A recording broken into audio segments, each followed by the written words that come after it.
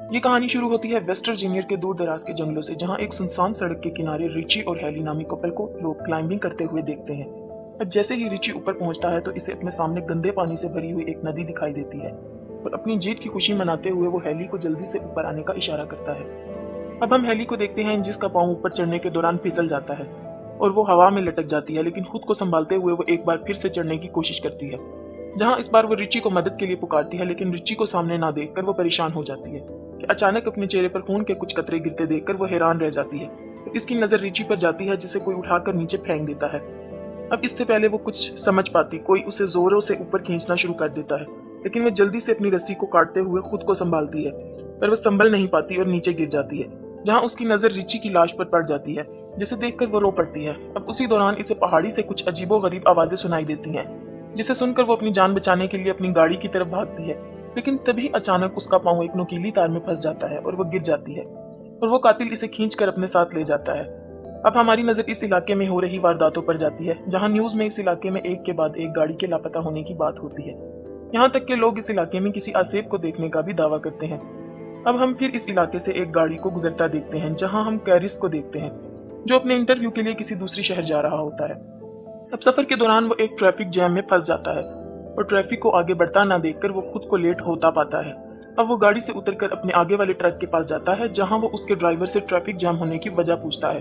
तो ड्राइवर उसे बताता है कि 5 मील दूर एक केमिकल ट्रक पलट गया है, जिसके चलते इसको कई घंटे वहीं गुजारने पड़ेंगे। और ये सब सुनकर कैरिस परेशान होता है, वापस गाड़ी में आकर बैठ जाता है और खुद को ट्रैफिक में फंसता हुआ देखकर वो अपनी गाड़ी को वापस घुमाता है, जहां वो अपने लेट होने की खबर इस कंपनी को देता है। लेकिन एक पहाड़ी इलाका होने की वजह से फोन कट जाता है। अब फोन की तलाश में इसकी नजर एक गैस स्टेशन के बोर्ड पर पड़ती है और वो अपनी गाड़ी वहां ले जाता है। अब रास्ते में उसे एक के बाद एक लावारिस गाड़ियां नजर आती हैं और इनके दरमियान से गुजरते हुए वो गैस स्टेशन तक पहुंचता है, जहां उसकी नजर स्टेशन के मालिक पर पड़ती है, जो किसी बीमारी में मुब्तला लगता है। अब वो गाड़ी से उतरकर कंपनी वालों को इत्तला करने की कोशिश करता है, लेकिन फूड डेड होने की वजह से वो राब्ता नहीं कर पाता। अब वो गैस स्टेशन के मालिक से शहर पहुंचने के दूसरे रास्ते के बारे में पूछता है, लेकिन वो इसकी बातों को इग्नोर कर देता है। लेकिन तभी इसकी नजर वहां लगे एक नक्शे पर जाती है, जहां उसे शहर पहुंचने के लिए कुछ कच्चा रास्ता दिखाई देता है। अब वो गैस स्टेशन के मालिक से उस रास्ते के बारे में पूछता है, जिसे सुनकर वो इसे इस रास्ते के जाने की सलाह दे देता है। अब वो गाड़ी लेकर उस रास्ते की तरफ रवाना हो जाता है, जहां वो घने जंगलों से होता हुआ एक इंटरसेक्शन तक पहुंचता है, जहां इसे एक शॉर्टकट रास्ते का बोर्ड दिखाई देता है।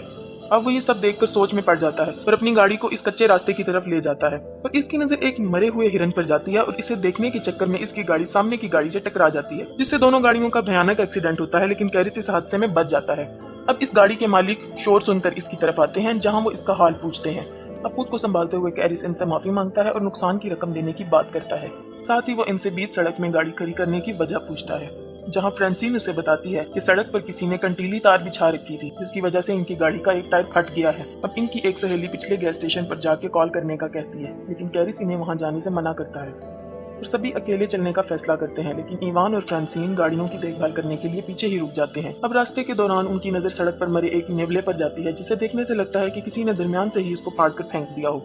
थोड़ी दूर जाकर इन्हें जंगलों में गाड़ियों के कुछ जलते हुए टायर दिखाई देते हैं, जिसे देखकर उसे खतरे का अंदेशा होता है और वो सबको आगे बढ़ते रहने का कहता है। वहीं फ्रांसीन और हम एवान को देखते हैं, जिन्हें पास की झाड़ियों से कुछ हलचल महसूस होती है और वो इस जगह को देखते जाता है और फ्रांसीन इसे वहां ना पाकर परेशान हो जाती है और इसे ढूंढने इसके पीछे जाती है। और जहाँ चलते चलते उसकी नजर इवान के एक जूते पर पड़ती है और वो जैसे ही वो इसके नजदीक पहुंचती है तो इवान कटा हुआ कान दिखाई देता है और वो इसे देखकर रोने लग जाती है कि तभी वो शख्स इस पर पीछे से हमला करते हुए इसे मौत की घाट उतार देता है। वहीं बाकी लोगों को हम रोड के आखिर में देखते हैं, लेकिन चारों मदद के लिए निकल पड़ते हैं। चलते चलते इनकी नजर एक घर पर जाती है। अब वो मदद मांगने के लिए घर की तरफ जाते हैं। कैरिस ढेर सारी गाड़ियों को देखकर परेशान हो जाता है और मदद मांगने के लिए घर का दरवाजा खटखटाता है। जल्दी इनको पता चलता है कि इस घर में कोई नहीं है। अब वो सब कॉल करने के लिए घर के अंदर आते हैं, जहाँ इनकी नजर खाने के टेबल पर जाती है, जिसे देखकर लगता है कि बरसों से इस घर में सफाई नहीं हुई। और दूसरी तरफ चश्मे और गाड़ियों की चाबियां मिलती हैं। अब जैसे ही वो फ्रिज को खोलता है, इसके होश उड़ जाते हैं। हम फ्रिज में ढेर सारी इंसानी अज़ा को देखते हैं और जैसी को भी एक कमरे में वही कंटीली तार दिखाई देती है, जिसने इसकी गाड़ी का एक टायर को फाड़ा था। अब ये सब देखकर चारों वहां से भागने लगते हैं कि तभी कैरिस की नजर खिड़की से बाहर जाती है, जहां इसे एक गाड़ी इनकी गाड़ियों के साथ वहां आते हुए दिखाई देती है। अब चारों घर के पिछले दरवाजे की तरफ भागते हैं, लेकिन दरवाजा बंद होने की वजह से चारों बहुत खौफजदा हो जाते हैं। वहीं दूसरी तरफ हम इस कातिल को अंदर आते देखते हैं। वो अंदर आकर फ्रांसीन की लाश को जमीन पर फेंकता है और हमारी नजर वहाँ कैरिस और जेसी पर जाती है जो इसकी लाश को देखकर सकते में आ जाते हैं। और वहाँ हम पहली बार 3 आदमखोरों को देखते हैं जो फ्रांसिन की लाश को उठाकर टेबल पर रखते हैं और अपने तेज धार औजारों से इसको काटना शुरू कर देते हैं। जहाँ ये खूनी मंजर देखकर जैसी ही कार्ली चिल्लाने लगती है वैसे ही स्कॉट इसके मुंह पर हाथ रख देता है। अब कुछ देर बाद वो आदमखोर लाश को खाकर गहरी नींद में सो जाते हैं। जहाँ मौका पाकर सभी दबे पांव वहां से निकलने की कोशिश करते हैं कि इसी बीच एक आदमखोर की नजर इन पर पड़ती है जिसे देखकर सब ही घर के पीछे भागना शुरू कर देते हैं। अब ये देखते ही देखते अचानक वो आदमखोर ढूंढते हुए वहां आ जाते हैं और कैरिस इनकी गाड़ियां चुराने का प्लान करता है और चिल्लाते हुए इसका ध्यान अपनी तरफ करने की कोशिश करता है। लेकिन तभी एक आदमखोर इस पर गोली चलाता है और वो जख्मी होकर गिर जाता है। ये देखकर बाकी 3 हैरान रह जाते हैं। अब स्कॉट को जंगल में भागते हुए देखते हैं और जैसे ही इसकी नजर इस ट्रक की तरफ जाती है और वो इस ट्रक को देखकर इसकी तरफ जाने लगता है कि इसी वक्त एक तीर इसके सीने में आर पार हो जाता है और वो तीनों अपनी जान बचाकर भाग निकलते हैं। जहाँ कुछ दूर जाकर इनका ट्रक कीचड़ में फंस जाता है और इन सबको वो ट्रक वहीं छोड़ना पड़ता है। तीनों अपनी जान बचाते हुए जंगल से सड़क की तरफ निकल पड़ते हैं। दिन से शाम हो जाती है और वो आदमखोर इन तीनों के शिकार पर निकल पड़ते हैं। दूसरी तरफ वो तीनों थक कर एक जगह आराम करने के लिए रुकते हैं जहाँ कार्ली इनको ऊपर देखने का इशारा करती है और जैसे ही वो पलट कर देखते हैं इन्हें अपने सामने एक वॉच टावर दिखाई देता है जिसे देखकर वो खुश होते हैं और हम इन तीनों को ऊपर चढ़ते हुए देखते हैं और ऊपर किसी को ना पाकर वो उदास हो जाते हैं। जैसी को वहाँ एक फर्स्ट एड बॉक्स मिलता है जिसकी मदद से वो कारिस की मरहम पट्टी करती है। दूसरी तरफ कार्ली को एक पुराना रेडियो मिलता है। कार्ली रेडियो ऑन करती है, मदद मांगती है पर कोई आंसर नहीं आता। कैरिस को नीचे से कुछ आवाजें सुनाई देती हैं और वो देखता है तो इसकी नजर नीचे से गुजर रहे इन तीनों आदमखोरों पर पड़ती है और तीनों टावर पर चढ़ते हुए दिखाई देते हैं और इनको ऊपर आता देखकर कैरिस वहाँ रखे हुए सामान को टावर के एंट्री गेट पर रखना शुरू कर देता है और कुछ देर बाद वो इनको वहाँ से जाते हुए आता है और कार्ली रेडियो पर अपनी लोकेशन बताती है और तभी वो आदम को रेडियो की वायर को तोड़ डालते हैं और टावर को आग लगा देते हैं। तब खुद को जलता देखकर कार्ली अपनी जान बचाने के लिए वहाँ रखे एक बक्से की मदद से टावर की खिड़की को तोड़ डालती है और कैरिस की नजर टावर के नीचे दरख्तों पर जाती है और तीनों अपनी जान बचाने के लिए दरख्तों पर कूदते नजर आते हैं जिन्हें नीचे खड़े आदम को देख लेते हैं और तीनों को पकड़ने के लिए दरख्तों पर चढ़ना शुरू कर देते हैं और इनको आता देखकर वो तीनों एक दरख्त से दूसरे दरख्त पर जाते दिखाई देते हैं जहाँ एक दरख्त को पार करने के दौरान एक आदम को कार्ली के नजदीक पहुंच जाता है और मौका पाकर अपनी कुल्हाड़ी से इसके चेहरे पर वार करते हुए इसके 2 टुकड़े कर डालता है।